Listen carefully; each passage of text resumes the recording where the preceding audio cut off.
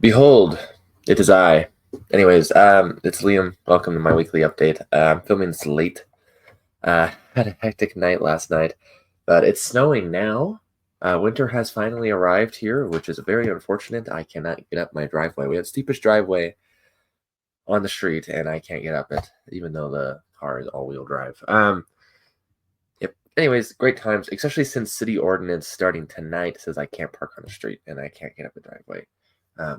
It's fantastic. Anyways, we'll see how that figures. So I finished 4 things this week. I'll just go real quick through them. I actually have one of them physically, but I already did a video on it. That's my Wednesday video. It's the Percival romance by Chrétien de Troyes.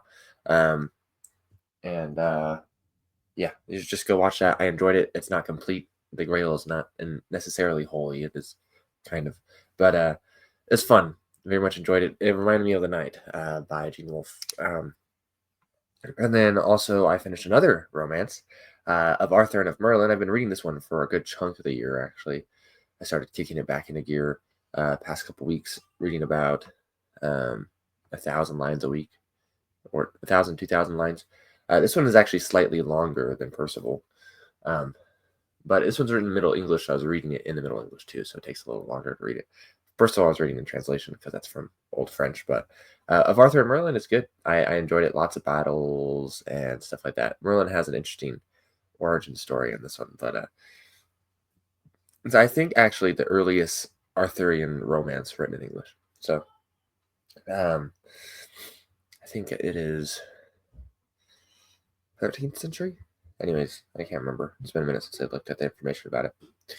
The two books I finished in besides those romances were Jack of Shadows by Roger Zelazny. Just quick and easy. Mostly the reason I went to this one. And I enjoyed it. I'll have more thoughts when I review it, but in a few months. But it's enjoyable. Apparently, only a first draft was like not edited at all by Zelazny, and dedicated Jack fans. So it's got some fun kind of. There's a light. Earth doesn't rotate. There's a light side and a dark side to it, and there's different things going on these sides. So, and then the other one I finished was The Dream Spheres by Elaine Cunningham. I really enjoyed this. I was very happy. I read this whole series this year, starting with Elf Shadow. This is the Songs and Swords series, book 5 right here. I really enjoyed this. It looks like it's got like mixed reviews on Goodreads, and it is the last book in the series. It was not.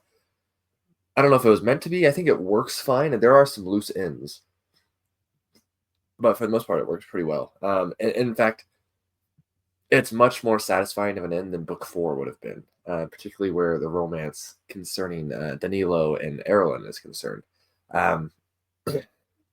So yeah, I really enjoyed it. Just so nice to sink into the Forgotten Realms. It's just so pleasant and enjoyable. So I loved it pretty much. Elaine Cunningham, I can see why she is well liked. And now I've read 6 books by Elaine Cunningham too. So and I definitely will be reading more because she wrote more Forgotten Realms stuff, just not from this series. And then now I'm gonna try to finish. I think next year I'll probably come out with a Forgotten Realms update video, maybe late into this month or early next year, about my Forgotten Realms reading for the year and maybe some hopes and goals for 2025 as far as that is concerned. So yeah, anyways, very much enjoyed that. Speaking of Forgotten Realms, though, I did start Dark Walker on Moonshae. I'm not quite halfway through. This is the very first Forgotten Realms novel. It feels very different. And not because it's the first one. I think mostly because it was not meant to be Forgotten Realms, right? I don't know if you guys knew. I'm pretty sure Douglas Niles wrote this for another setting that ended up not happening. It was for TSR Limited rather than TSR Inc. Limited is the UK version. And it got shoehorned into the Forgotten Realms, became the Moonshaes, though it wasn't originally what these Moonshaes were like in the Forgotten Realms. We never really get anything else from the published material because this came out before the Grey Box, but I'm enjoying it so far. It is very YA. It's very Celtic, Arthurian inspired. It's supposed to be very kind of generic, I think, fantasy setting for the UK type of thing, because that's why it's going to be the UK's limited setting, but that didn't happen for some reason. But anyways, but it's from the publishers of the Dragonlance saga. Anyways, yeah, it's good stuff. So far though, I am enjoying it. I think it works well in some ways. It doesn't work well in other ways. Like some things are just like don't make any sense, right? Like why did this guy try to steal from this guy, or why does this king hate his son? Like they're not really explained. Doesn't make any sense. Other things that I'm like not very far into. I did start The Wreath by Sigrid Undset, I think, if I remember. I can't remember if that's her name. I think it is. Um, some early 20th century book about some Norwegian girl in like the 14th century. It's interesting so far. Pretty mundane, I guess, in a sense. But and then I started some other things. Like I got hardly into this book, Great Heart. I'm trying to do this for D&D December. I want to read this book and do a video on every setting for novels. Once I read this, I'll write a book from every setting of Dungeons and Dragons that has novels. So, but I only read like the prologue. So I'm very much not far in. Another thing I've been reading a lot of as I've been doing translation. So actually, you can go watch this now. My first reading from Alfred's Homilies came out today, and that is the preface for the first series, I should say, not the preface for the second series, which is considerably smaller, actually. I'm hard at work on the Epiphany one. You know, these homilies, the liturgical calendar actually started with Nativity, and I would like to start with Nativity. I just didn't know if I would have the time doing the preface in December and then the Epiphany in December, or up into January until Epiphany, if need be. I really like to do the Christmas one, but maybe I could fit it in somehow if I somehow finish Epiphany on time and then go back and try to like speed run the other one, which I probably won't. I still need to film the lecture, the supplementary lecture. So if you want to go and listen to the homily, it's read in Old English, but you can read it while it's on the screen. You can see the modern English translation. I have the modern English translation not in the description like I wanted it to be because it doesn't fit, but it's in the community post on that channel. If you have any questions, though, since I haven't filmed that supplementary lecture, mostly on language, but on some theological stuff, potentially, and again, really not much. I have the slides ready, but since, again, it's not been filmed, if you have any questions, go and watch it now and let me know in the comments or whatever, and then I can potentially answer any questions like that in the video, rather than just what I found interesting and want to talk about. So anyways, those are the 4 things I read. Some other things. Oh, another thing I started reading was The Perils of Persiles and Sigismunda, by Miguel Cervantes de Cervantes. The guy who wrote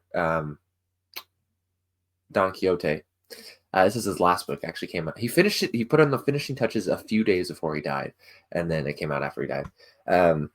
Like insanely not known these days, though. The copy I have is like an academic copy. Like I don't remember how much I paid for it, but I remember looking it up though a couple days ago when I pulled it off my shelf, and it's like $100 online. I'm like, geez Louise, is there like an easy, like cheap one, like even $30 maybe? Like so maybe it's not really accessible these days. Though there is an English translation from like 1619, which I'm sure is free online somewhere. But anyways, I don't know if it's any good though. But yeah, that's stuff I'm doing. But again, I'm very much not super far in a lot of stuff. I've been taking up time with my work study stuff's picked up for some reason, even though school's out. And then I have these homilies I'm translating. Lots of translation that takes time, which is good. I like the practice. I enjoy it too.